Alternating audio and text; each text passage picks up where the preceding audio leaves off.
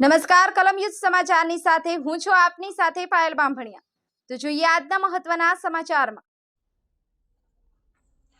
દાહોદ ગોધરા રોડથી કરિયાણાની દુકાનમાં હાથની સફાઈ, સામાનના રૂપિયા આપ્યા વગર જ સામાન લઈ બે લોકો રફુચક્કર વિડીયો સોશિયલ મીડિયામાં વાયરલ થયો।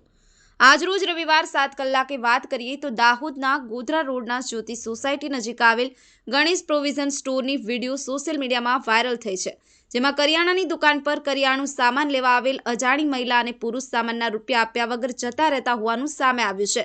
જેના વિડીયોમાં સ્પષ્ટ જોવાય છે કે મહિલા વેપારીને રૂપિયા આપે છે ત્યારે વેપારી પણ રૂપિયા લેવા હાથ લાંબો કરે છે, ત્યારે મહિલા હાથ ખીચી લે છે અને તે રૂપિયા પોતાના પર્સમાં પાછા નાખી દે છે।